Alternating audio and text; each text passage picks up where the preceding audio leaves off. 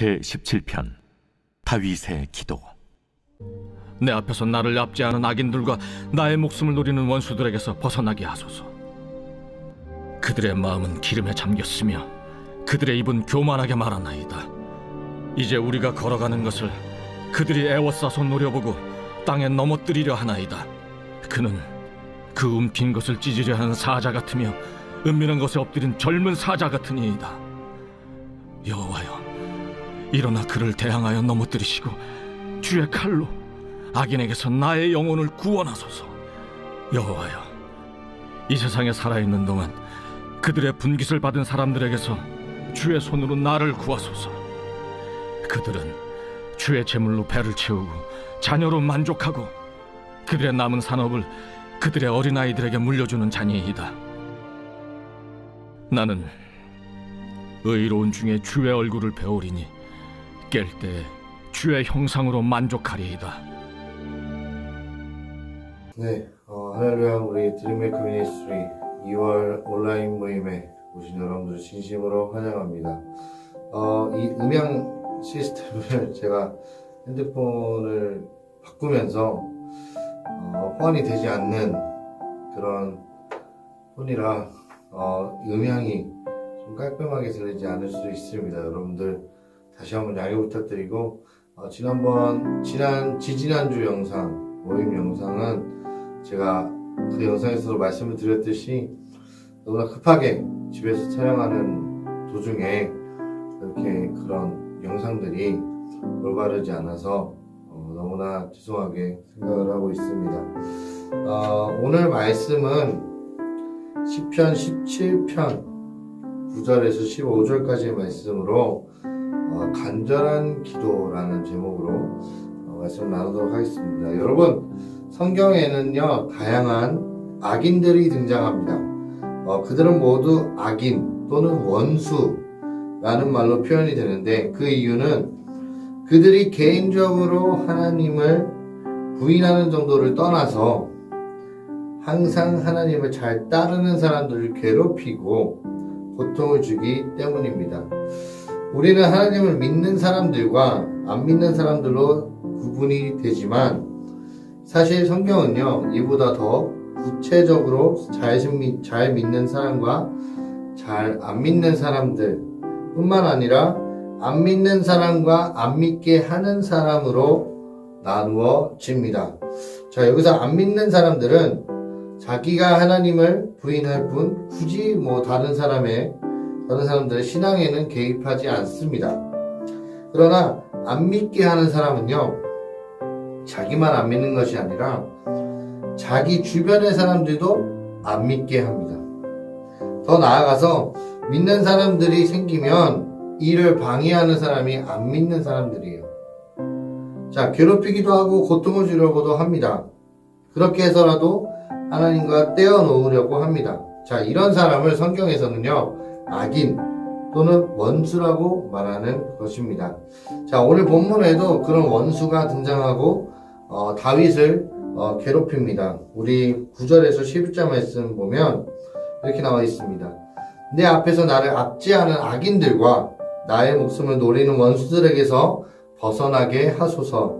그들의 마음은 기름에 잠겼으며 그들의 입은 교만하게 말하나이다.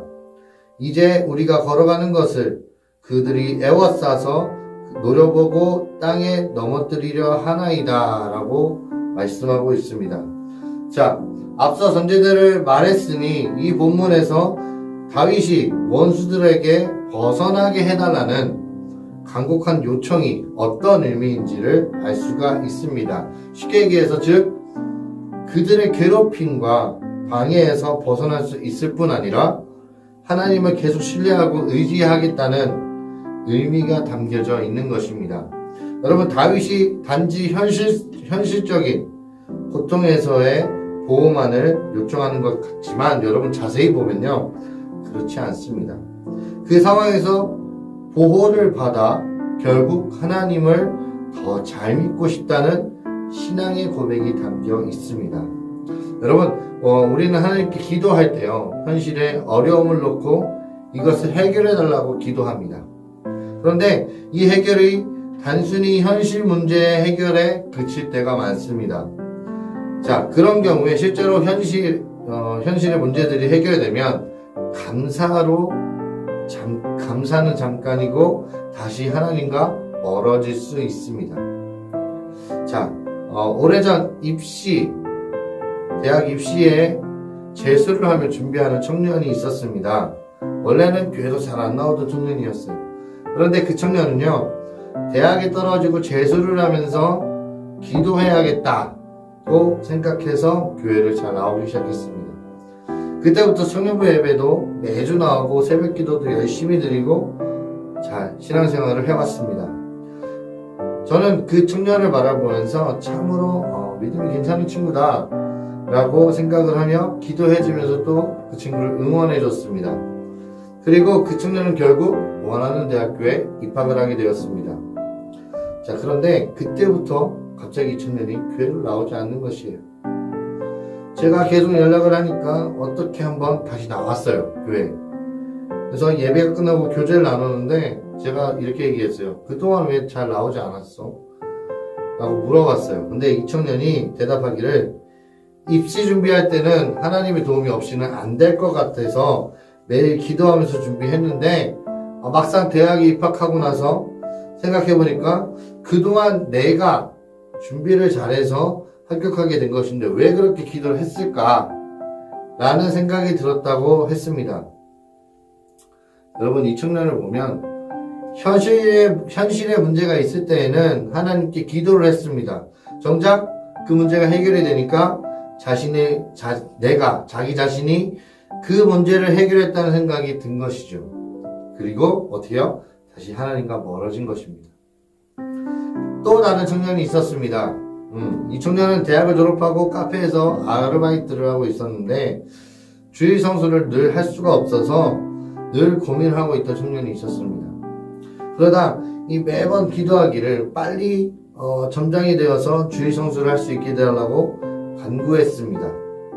나중에 결국 점장이 되었고 스케줄을 자신이 조정하여 주일 성수를 할 수 있게 되었습니다. 그 후에도 예배에 매주 잘 나오고 아르바이트하는 청년들을 교회에 데리고 나오기도 했습니다. 자, 여러분 잘 보세요. 이 두 청년의 차이점이 뭘까요?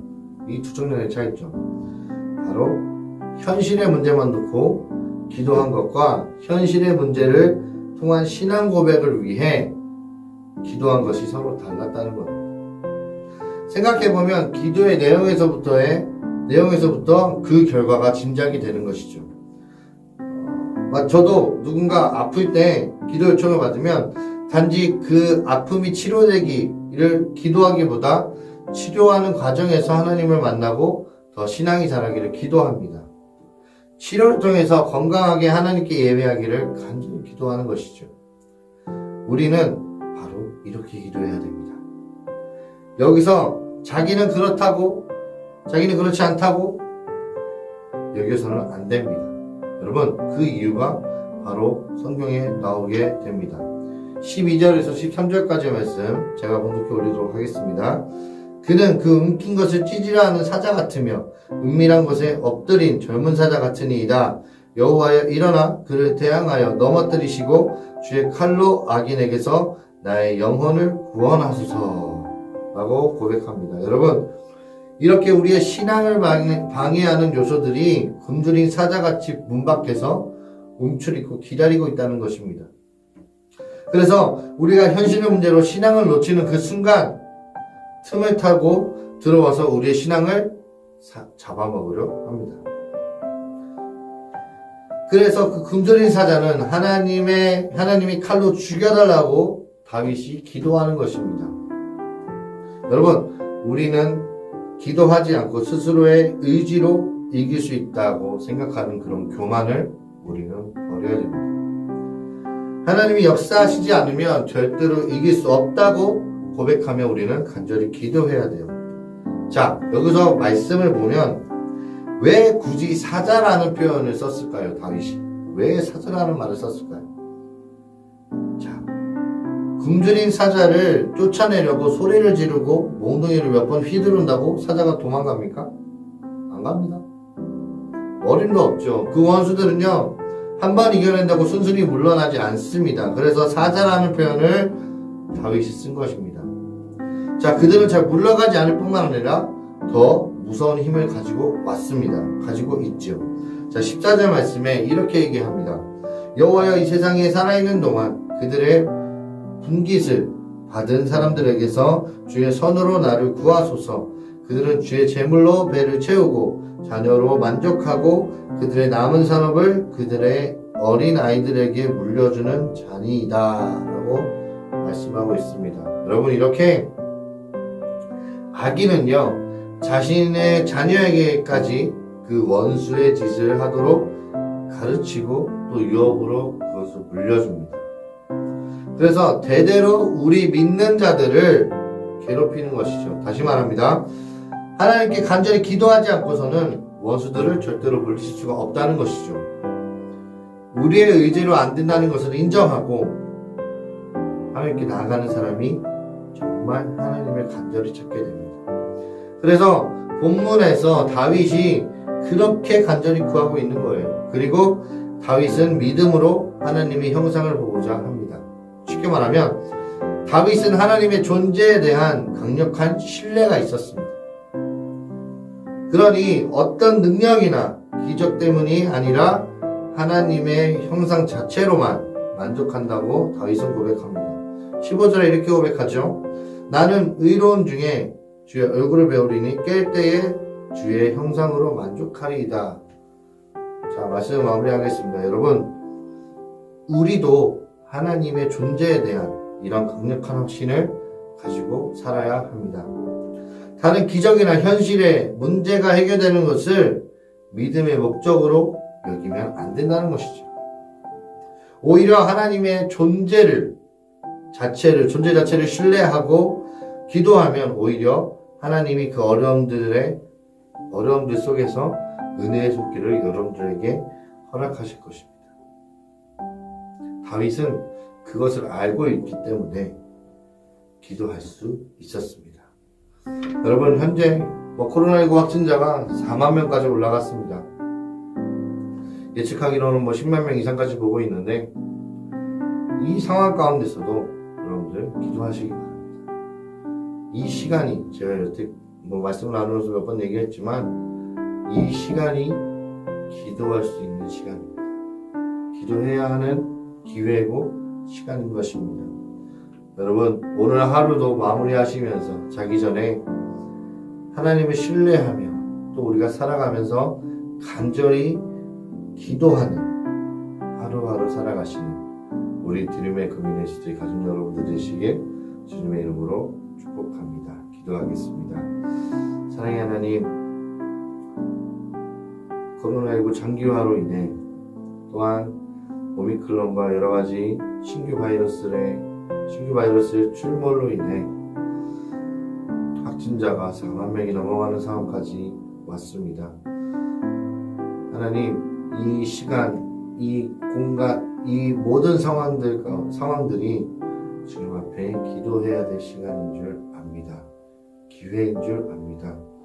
이때까지 저희가 코로나19를 바라보면서 주님 앞에 기도하지 못했던 저희들의 삶과 모든 것을 고백하지 않고 저희들이 힘든 것, 저희들이 갖고 싶은 것, 저희들이 이루고자 하는 것만 기도했다면 하나님 용서하여 주시고 이 시간 이후로 하나님께 더 간절히 기도하며 또한 하나님을 신뢰하며 나아갈 수 있는 우리 드림메이커 미니스트리 될 수 있도록 인도하여 주시옵소서. 사랑이 많으신 예수님의 이름으로 기도드립니다.